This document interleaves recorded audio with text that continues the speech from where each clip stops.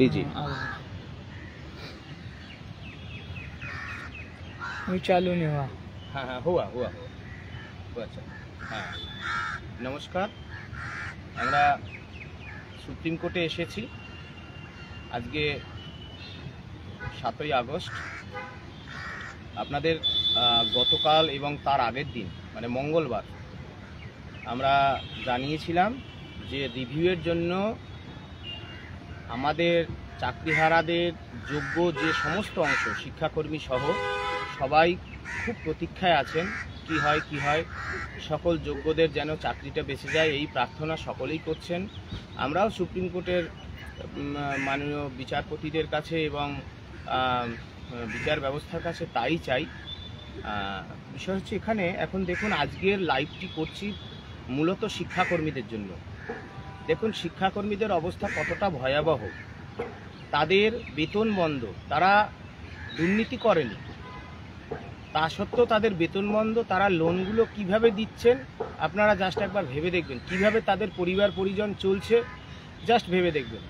আজকে শিক্ষাকর্মীদের এই যে আগামীকালের আগে অর্থাৎ আগামীকাল রিভিউয়ের ফলাফল ঘোষণা করার আগে রাজ্য সরকার একেবারে ছক কষে ফন্দি করে এখানে বলবে রিটেন সাবমিশন করে যে আমরা যদি কেউ প্রশ্ন তোলে যে শিক্ষাকর্মীদের তো কিছু করেনি, বলবে যে আমরা তো এই করেছি।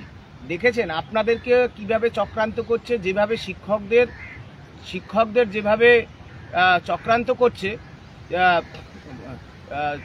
3 এপ্রিল 2025 সেখানে যে 49 নম্বর প্যারায় বলা ছিল দোজ হু ডিজাবেল তাদেরকে এজ রিল্যাক্সেশন দিয়ে, আদার কনসেশন দিয়ে ফ্রেশ সিলেকশন, আর যারা নট স্পেসিফিক্যালি টেন্টেড শিক্ষাকর্মী সহ তাদেরকে ফ্রেশ সিলেকশন কেবলমাত্র এজ রিল্যাক্সেশন দিয়ে। কিন্তু তারা এমএ ফাইল করে গেল চুপি চুপি করে।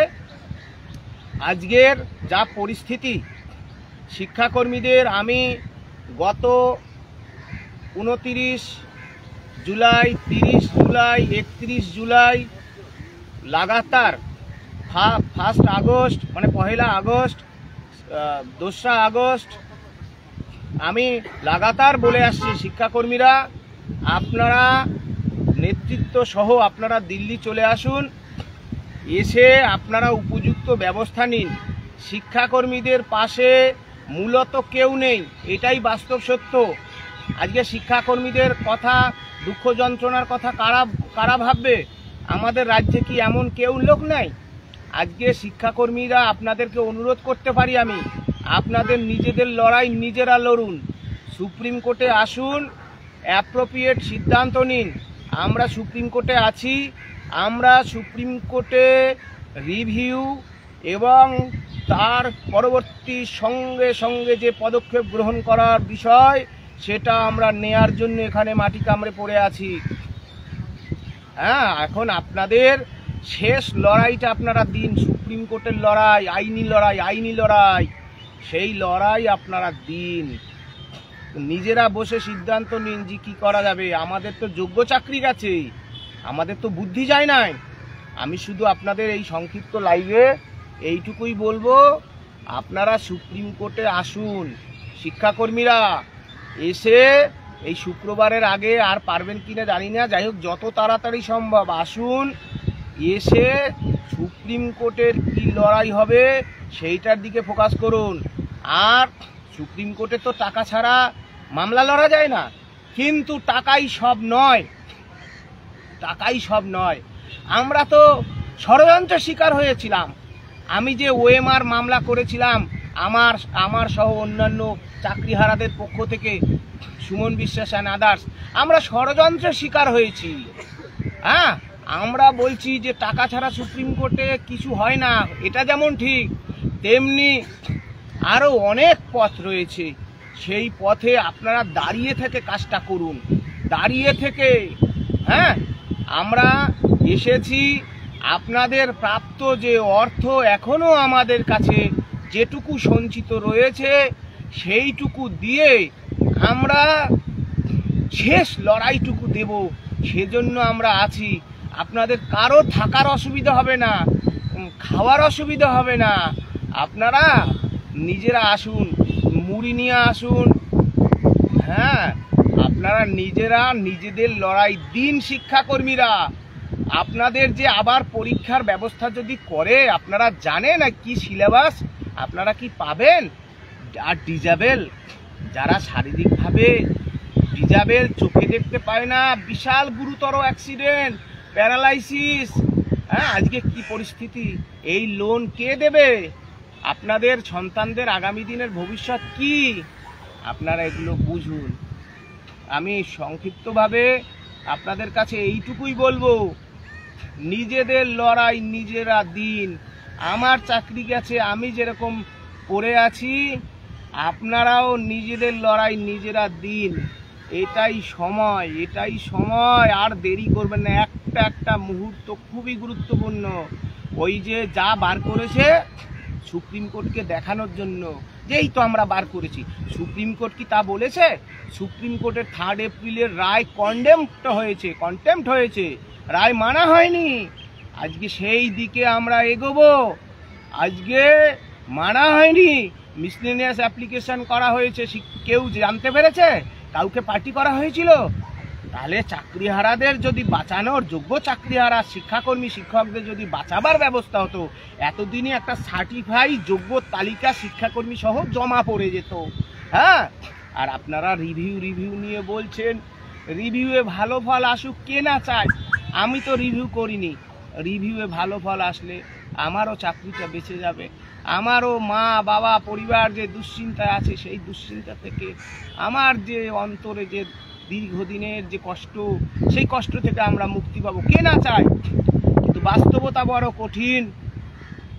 আপনাদের বিভিন্ন আইনজীবী আছে, আপনারা তাদের কাছ থেকে পরামর্শ নিয়ে চলুন, শুনুন, বুঝুন কি আছে।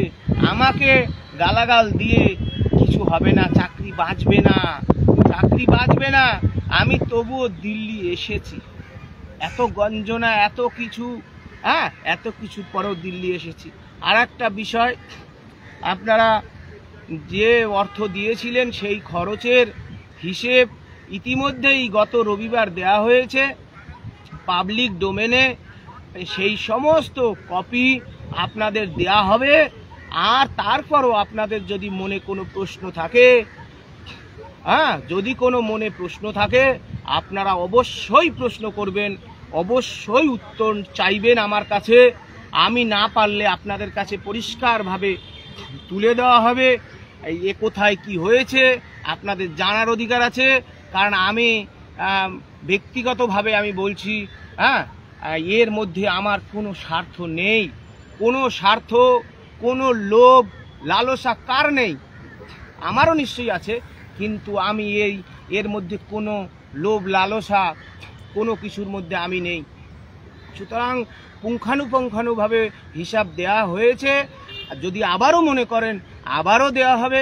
আর যেটুকু অর্থ পড়ে আছে, যাদের কাছে আছে, আমরা তাদের কাছে ইতিমধ্যেই চেয়েছি, আপনারা সেই অর্থ আমাদের কাছে পাঠিয়ে দিন। কারণ চাকরিহারাদের সেই কষ্টের টাকা তারা এখন চান যে তারা 10 বছর পর আর পরীক্ষা দিতে চান না। সুতরাং আমরা শেষ লড়াইটুকু আমরা দেব, শেষ চেষ্টাটুকু আমরা করব। ঘরে বসে থাকলে কি হবে? আমরা শেষ চেষ্টাটুকু করব। আমি বলতে চাই, তারপরে এই যাদের কাছে আছে তারা যদি সেটা দিয়ে দেন, আমি এখনই নাম বলছি না, তারপরে সেইটুকু অর্থের একটা টাকা হিসাব বসে দাঁড়িয়ে থেকে নেবেন। হ্যাঁ, যদি না পান, আমি ব্যক্তিগতভাবে বলছি, আমাকে যা শাস্তি দিয়ে দেবেন আমি সেটা মেনে নেব। সর্বোপরি আমাদের মুখ্যমন্ত্রী রয়েছেন, পুলিশ প্রশাসন রয়েছেন, তারা নিশ্চয়ই আমার গতিবিধির উপর নজর রাখছেন। নিশ্চয়ই তারা আমার ব্যাংক অ্যাকাউন্ট, আমার ডিটেলস নিশ্চয়ই তারা পরবর্তী সময়েও যদি মনে করে, এটা আমি বলছি এই কারণে, কারণ আমি চাই না আমার জীবদ্দশায় কোনো প্রশ্ন আসুক। যদি মনে করে যে কি হলো দেখি তো, তারা নিশ্চয়ই দেখতে পারেন। এইটুকু আমার অনুরোধ থাকবে। আমি বলতে চাই, আমি স্বচ্ছতার সাথে, সততার সাথে আমি এই কাজটা করতে চাই। এখন আমাদের যে লড়াই, 3 এপ্রিল 2025 সেই রায়, সুপ্রিম কোর্টের রায়কে মানেনি রাজ্য সরকার, তা অ্যাজ ফলো করেনি, উল্টে নিজের মতো করে নিজের এই যে চাকরি চুরির দায়, দুর্নীতির দায় মুছে ফেলার জন্য, ধুয়ে ফেলার জন্য, আমাদেরকে অযোগ্য প্রমাণ করে আবার পরীক্ষায় বসানো। এই যে SLST 1 নিয়ে মামলা হয়েছে, SSC 2016 নিয়ে মামলা হয়েছে, আজকে SLST 1 গায়েব হয়ে গেল। এই প্রশ্নগুলো আসবে, এই প্রশ্নগুলোর জন্য আমরা এসছি। হ্যাঁ, আমরা সরাসরি অ্যাডভোকেটের সাথে কথা বলছি। হ্যাঁ, এওয়ার টেওয়ার আমরা বুঝি না, আমরা চেষ্টা করছি, আপ্রাণ চেষ্টা করছি। আপনারা গাল দেবেন, যা দেবেন দেবেন, যত পারুন আপনারা গালাগাল দিন, কিন্তু কটা পরে দিন, পাঁচটা দিন পরে দিন, যা দেবেন আমি মেনে নেব। আমি তাও চেষ্টা করছি। আমাদের তো আরও অনেকের কত কোটি কোটি বা কিছু টাকা তো তাদের আছে, তারা কেউ ছুটে এলো না কেন? এখন বাঁচার সময়। সুপ্রিম কোর্টের মাধ্যমেই আপনাদের বাঁচতে হবে, সুপ্রিম কোর্টের মাধ্যমেই আপনাদের বাঁচতে হবে। রাস্তার লড়াই অনস্বীকার্য, কিন্তু আমরা ইতিমধ্যেই ব্লাইন্ড টিচার রবীন্দ্রনাথ বাবু সহ তারা আসছেন দিল্লিতে, তারা দিল্লিতে আসেন। এখন একজন অন্ধ, 100% অন্ধ, কেটে দিন।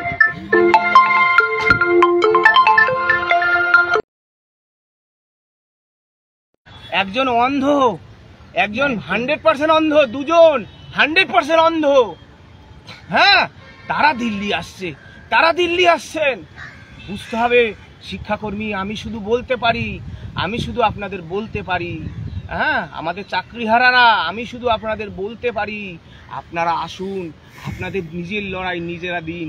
আমাদের কেউ বাঁচাবে না, আমাদেরকে নিজেদেরকেই বাঁচতে হবে শিক্ষাকর্মীরা। আপনাদেরকে এইটুকু বলে নমস্কার, প্রণাম জানিয়ে আমরা সুপ্রিম কোর্টের প্রান্তর থেকে শেষ করছি। আপনাদেরকে এইটুকুই বলি, আপনারা রিভিউয়ের দিকে নিশ্চয়ই তাকিয়ে থাকুন, কিন্তু নিজেদের লড়াই নিজেরা লড়ুন। অনেক কষ্টের পাওয়া চাকরি শেষ হয়ে যাবে একটা জেনারেশন, বুঝুন, আপনারা বুঝুন। এইটুকু বলে আমি আমার কথা শেষ করছি। সুপ্রিম কোর্ট থেকে আপনারা নিজেদের লড়াই নিজেরা দিন, নিজেরা দিন। আপনারা সক্ষম, আপনারা আসুন, আমি আপনাদের সাহায্য করব। কিচ্ছু চাই না, কিচ্ছু চাই না আপনাদের, প্রতারিত হবেন না, কিচ্ছু চাই না। আমি সাহায্য করব আপনাদের। আপনারা আসুন, শুধু শিক্ষাকর্মীরা, শিক্ষকরা, আমি সাহায্য করব, কিচ্ছু নেব না, কোনো কিচ্ছু চাই না আমার। আপনারা আসুন, এই দুর্নীতির বিরুদ্ধে লড়াইটা দিন আপনারা। এইটুকুই বলে, ভুল ত্রুটি হলে আপনারা ক্ষমা করবেন। আমরা সত্যের পথে আছি। হ্যাঁ, আর সত্যের যদি কোনো ক্ষমতা থাকে, সত্যম শিবম সুন্দরম যদি হয়ে থাকে, আমরা দিনের শেষে জিতবই, জিতবই। এইটুকু ভরসা নিয়েই প্রতিদিন রাস্তায় চলি, হাঁটি, ভয় নেই। যখন আপনি সত্যের পথে থাকবেন, আপনার ভয় কিসের? কিচ্ছু ভয় পাওয়ার কথা নয়। এইটুকু বলে শেষ করলাম। নমস্কার, প্রণাম নেবেন।